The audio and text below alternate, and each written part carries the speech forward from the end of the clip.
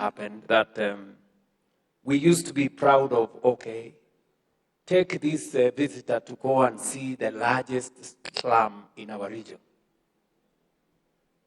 You know?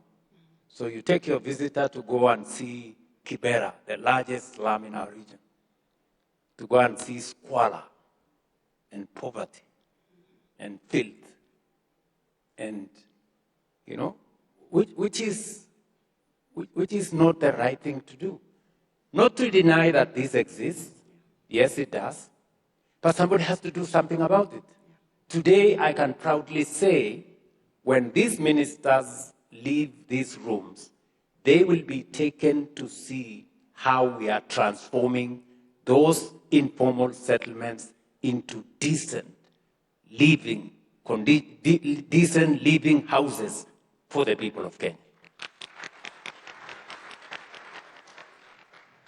And the houses we have built, we have not borrowed money from the World Bank. We have not borrowed money from anywhere. We built these houses using our own resources. I bet you, today we have signed $4 billion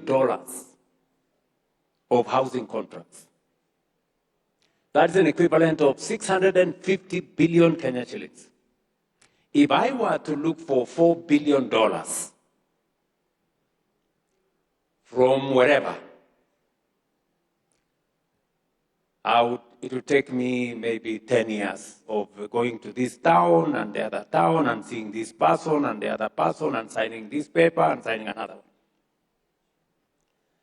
So I decided that we are going to have a conversation with the people of Kenya.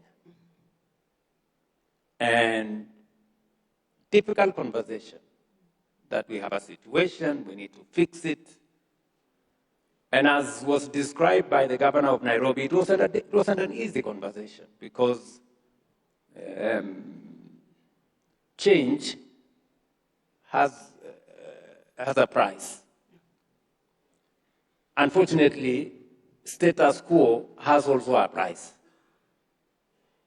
And always, the price of change is lower than the price of status quo, ultimately. So we had a conversation, difficult, and I must thank our policymakers. When I went to the people of Kenya, I promised that we were going to undertake housing. And we were going to undertake housing because of 4 reasons. I explained myself to the people of Kenya. The people of Kenya trusted me with their vote. When I came to office, I asked my team that we had been elected with, that now it's time to implement what we promised the people of Kenya. And many members of parliament who are my friends told me, Mr. President, we cannot do this. This is difficult. This housing levy is difficult. But I told them, so are you telling me that we told the people of Kenya what we had no intention? In fact, I remember asking some of them who are my friends, I told them, when you had me on the platform telling the people of Kenya, we are going to build houses, their children are going to get jobs, we're going to move them away from slums, what was going on in your mind? How did you think that we are going to do this? And I want to thank our parliamentary group, that when I explained to them that this was not something we were going to bargain with, they agreed with me. They passed the necessary legislation.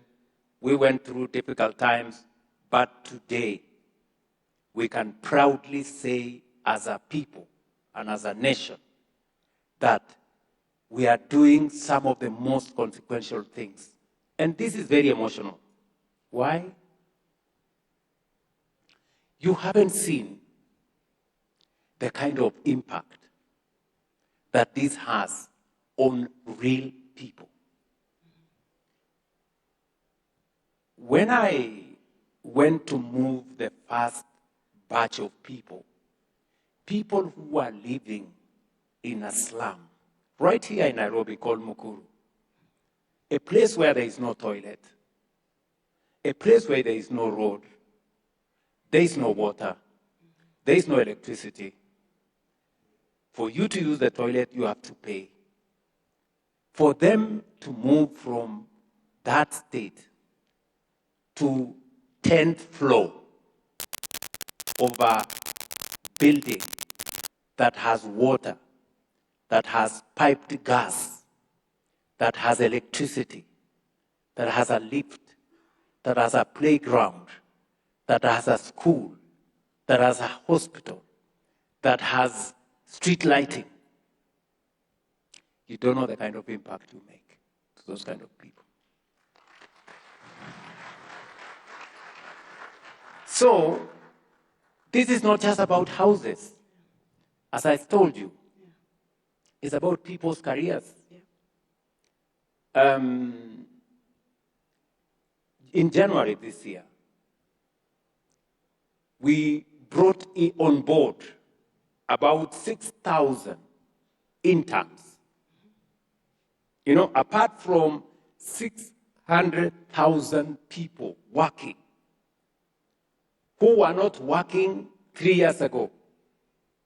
Architects, engineers, plumbers, quantity surveyors, carpenters, a whole array, realtors, painters, people who have gone to college.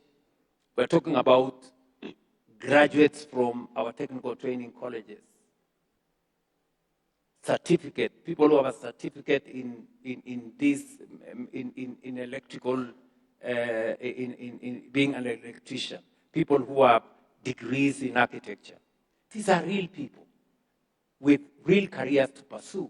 Today they have a chance to pursue their careers. Today, because of the housing program, we have industries that have come on stream. We have people who have been Juakali artisans,